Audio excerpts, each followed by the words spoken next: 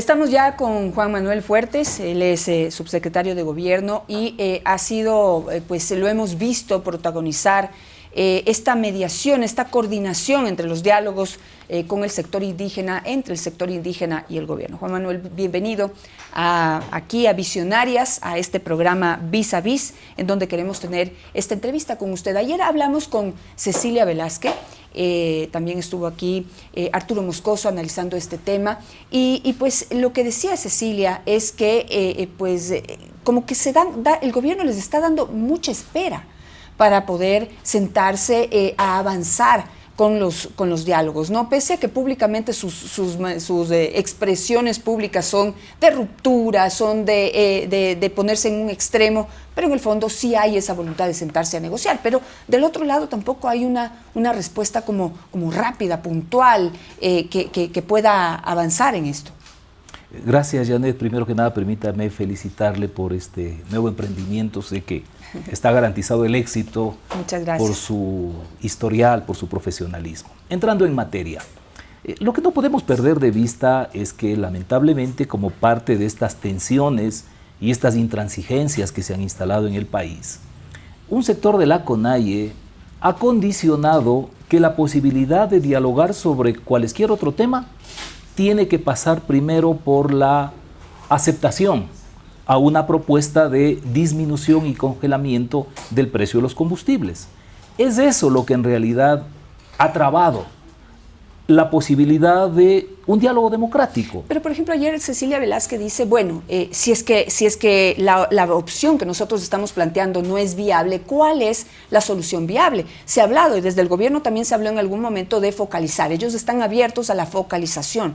¿Eso es posible? ¿Es viable? Hay que decirle la verdad al país, porque tantos gobiernos que han hablado de la focalización y nunca se lleva a cabo. No sé cuál es el problema ahí. Es más, de lo que se trata es precisamente de esto, de una deuda que tenemos los ecuatorianos, por así ponerlo en términos de la clase dirigente, de pese a tantas décadas de tantos conflictos por esta materia, no haber definido una línea que vaya en la onda de precautelar lo fiscal, pero también la justicia social.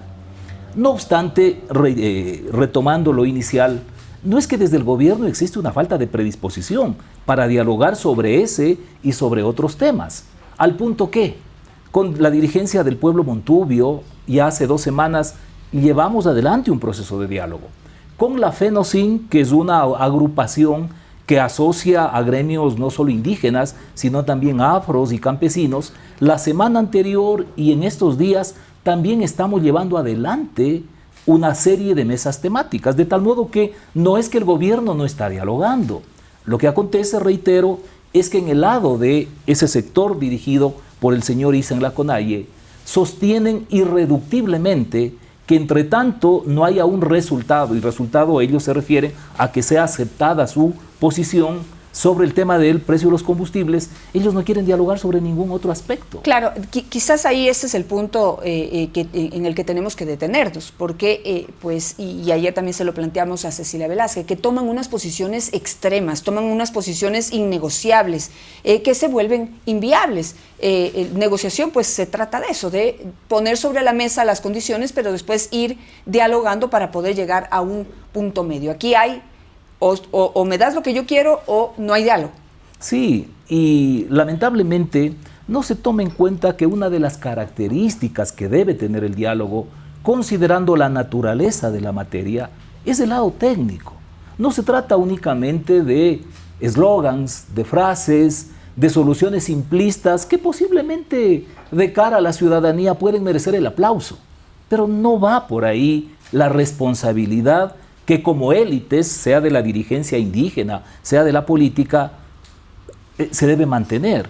Entonces, este problema de que me parece a mí históricamente se ha constituido en un emblema del movimiento indígena es lo que bloquea las posibilidades de ingresar a lo que usted señalaba, por ejemplo, una discusión y para verificar cómo es que debería haber una alternativa, por ejemplo, de focalización.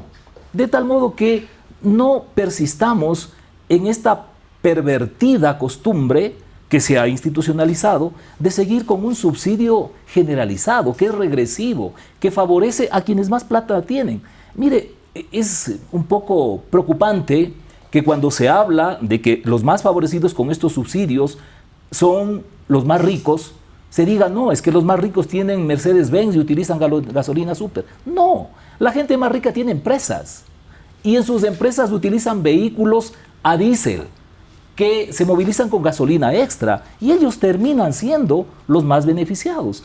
Pero desgraciadamente no hay esa apertura para analizar desde lo técnico el impacto social que conlleva el mantenimiento de este tipo de subsidios de carácter general. Hay una distorsión en los conceptos, ¿no? En algún momento ya se planteé esto públicamente, pero luego sirvió para la reflexión.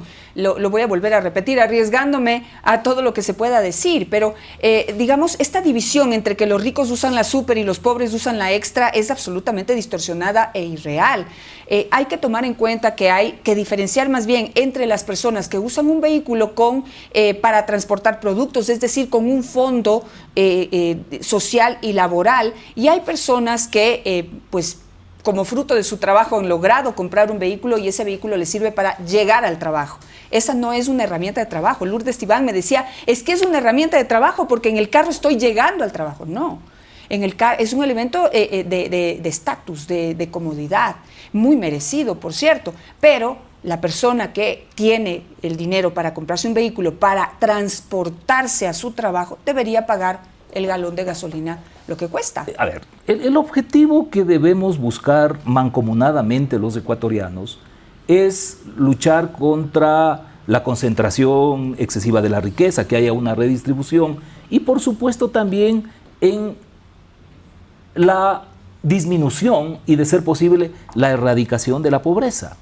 Pero cuando usted observa que hay subsidios como lo de los combustibles, llegamos a niveles de un dispendio, de pronto es una exageración, pero me parece que alegóricamente sí refleja lo que pasa, que usted ve que para ir a 3 cuadras a la panadería a comprar el pan, la gente va en un auto. Y eso resulta que en gran parte es subsidiado por todos. Y eso es un lujo. Se tiene que considerar como un lujo. ¿Sí? Y ahí es a lo que voy, que hay que realmente clasificar bien quién es el que está consumiendo este recurso y por eso esto es que se dice que el subsidio a la gasolina es el más ineficiente que hay y beneficia a los que menos lo necesitan. Ahora, ¿qué posibilidades hay de focalizar? Eso es una realidad, técnicamente se puede, ¿qué se necesita para eso? Yo sé que esto tendrá dificultades, como es lógico. Sin embargo, hoy existen una cantidad de ayudas tecnológicas que pueden permitir, sin ser un sistema perfecto, pero que pueda funcionar adecuadamente en la perspectiva del impacto fiscal, es decir, de reducir el déficit y paralelamente de ir haciendo realidad esto de la justicia social. ¿Pero están contemplando un sistema de subsidios o no? Mire, el gobierno tiene la total apertura para entrar a un proceso de discusión sobre esos particulares. El inconveniente es que se ha instalado en el país, promovido por muchos sectores, que este es un tema simplemente en que se sube o no se sube el precio de los combustibles y punto. Incluso todos estos otros aspectos de carácter ambiental, usted ve que quedan absolutamente marginados, de tal modo que aflora una contradicción entre sectores que por un lado pregonan la defensa a la Pachamama, a la naturaleza, y por otra a través de los subsidios impulsan el despilfarro de estos combustibles fósiles que contaminan el ambiente. Claro, pero hay que tomar el problema en contexto. Y ayer Cecilia Velázquez, quiero rescatar esto que ella puso sobre la mesa, que creo que vale la pena analizarlo, que tampoco se puede decir, bueno, quitamos el subsidio a los combustibles y ustedes tienen que ser ecologistas y irse por este lado, porque hay otros problemas. Ella hablaba de la especulación, eso es lo que principalmente les preocupa. El momento que sube 1 centavo, 2 centavos, $1 el precio del galón de la gasolina o del diésel, eso impacta, aunque en la realidad y técnicamente no debería impactar en el precio de los productos de primera necesidad, por ejemplo, o de los insumos agrícolas, impacta. Ella citaba un ejemplo ayer que un abono que ella utiliza en el tema de su actividad agrícola dedicada a la producción de leche, se había duplicado en todo este tiempo que se ha aplicado el sistema de bandas. Y ahí no hay ningún control, no hay la presencia del Estado, no hay a quien denunciar, hacen lo que les da la gana los que venden. 2 aspectos sobre lo que usted plantea. El primero, Cuando usted ve un fenómeno especulativo así generalizado, lo que tenemos que percatarnos es de que lamentablemente hay una cultura ciudadana en donde la solidaridad es muy deficiente y debemos trabajar sobre ese particular. Sobre lo otro, sobre la participación del Estado en términos de control, igual en estas mesas deberíamos establecer los mecanismos para ser eficaces en el control de esa especulación. Pero lo otro es que a partir de ciertas realidades se justifican determinadas posiciones sin que exista el sustento necesario. Usted hacía referencia a los agroquímicos. ¿Sabe lo que pasa, Janet? Que lo que acontece respecto de los precios de esos productos no tiene mayor cosa que ver con el incremento en el precio de los combustibles. Es un problema del mercado internacional que está determinado por algunas causas. Uno, los fungicidas, herbicidas, fertilizantes salen del petróleo y el petróleo ha subido en el mundo entero, consecuentemente van a subir. En Europa y Asia hay una crisis del gas porque ellos tienen otras realidades y utilizan el gas principalmente en la época invernal, lo que ha determinado que las empresas que producen los núcleos para los fungicidas, herbicidas y demás agroquímicos dejen de producir como lo hacían. Hay menos oferta, se incrementa el precio. Y tenemos adicionalmente un inconveniente originado en lo que pasó con la pandemia y la inmovilidad a la que se sometió China. Se reactiva y hay una demanda inusitada de mercaderías, de productos, claro, y hay una insuficiencia de contenedores. Ajá, ¿eso qué ha determinado? Correcto. Que el flete a nivel mundial, el flete naviero, porque es en barcos que se transporta fundamentalmente estos productos, suba de una forma increíble. Los expertos sostienen que la crisis de los contenedores demorará al menos un año. Es eso lo que incide para que se incremente el precio de los agroquímicos. Pero, por ejemplo, planteemos una solución, como se la plantearon a los transportistas. ¿No es más fácil, más barato, por ejemplo, subsidiar el costo de los agroquímicos para hablar puntualmente, además de un área que no recibe el apoyo que se necesita, que es el área agrícola? ¿No es más barato subsidiar ese precio de los agroquímicos a tener que subsidiar el combustible? Perfecto. Ese tipo de iniciativas son las que se requieren discutirlas en mesas en las que con seriedad se reflexione y se busque alternativas de solución. Pero cuando esto se presenta simplemente en blanco y negro, da la pauta que detrás no existe un propósito sincero de buscar posibles soluciones, sino la búsqueda de a toda costa llevar adelante un estandarte de lucha social, entre comillas, de que o bajan el precio de los combustibles o aquí la respuesta es otra. ¿Qué pasó ayer? Ayer hasta el 25, digamos, había dado este límite la CONAIE para que el gobierno responda a sus peticiones. Ese plazo se extendió hasta ayer, o sea, el gobierno dijo que iba a dar una respuesta este 1 de diciembre, pero no escuchamos una respuesta. ¿Hay una respuesta? ¿Hay una resolución? No se extendió, ese fue el acuerdo al que llegamos. Perfecto. Con los dirigentes indígenas de que sea en 3 semanas. Desconozco ya en lo puntual, porque entiendo estaba lista la respuesta ayer por parte de los ministerios competentes en la materia para canalizarlo a través de la Presidencia de la República. Pero hay que entender, Janet, que cuando el gobierno decide tomar una decisión sobre este particular, quiero decir, sobre mantener el sistema implantado por el gobierno del presidente Moreno, y luego flexibilizar, determinando un precio y suspendiendo el proceso de incremento, lo hace con absoluta responsabilidad, previo los análisis técnicos del caso, porque lo otro sería una locura, que un gobierno decida ganarse la impopularidad, porque ese es el resultado.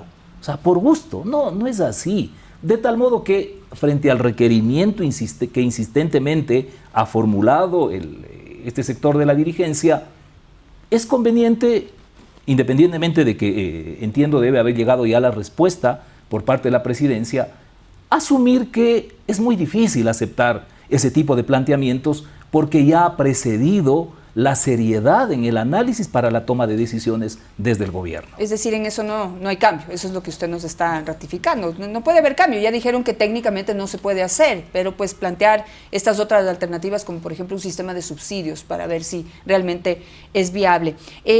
Quisiera hacerle otro planteamiento, y es de las conversaciones iniciales que tuvieron, se develó que había 11 coincidencias y 6 problemas en los que no habían llegado a un acuerdo. De esos 6 se ha develado que uno es el tema de los combustibles. ¿Cuáles son los otros 5 en donde no han llegado a acuerdos? Ni siquiera se ha tratado debidamente. Tiene que ver con la explotación minera, con el respeto a los derechos ancestrales, con la condonación de deudas, el refinanciamiento de deudas. Pero en eso no hay acuerdos, porque en eso está entre las 11 coincidencias. Desde el punto de vista nuestro es así. Ni siquiera fue necesario que medie ninguna discusión para que el presidente diga yo estoy de acuerdo en eso. Pero sin duda alguna, para efectos operativos, se necesita tener en detalle cuál va a ser el objetivo y cuál va a ser el mecanismo que van a lograrse y a implementarse en función de cada uno de los temas. Es decir, el sistema para llevar de la buena voluntad a la práctica. Por supuesto. Como por ejemplo que los créditos para los pequeños agricultores sean del 1%, o que haya, se pidió una moratoria por parte de los indígenas. El presidente de la República ha dicho que puede haber hasta condonación de deudas para los pequeños deudores del sector agrícola. Lo lógico es que independientemente del tema de los combustibles, que es importante, hay otros que son igual de importantes, tanto en el orden nacional cuanto en el aspecto sectorial, porque no hay que perder de vista el propósito, la razón de ser, al menos lo que consta estatutariamente de organizaciones como la CONAIE, tiene que ver con la reivindicación de los derechos de sus pueblos y nacionalidades. Y están sumidos en un mar de problemas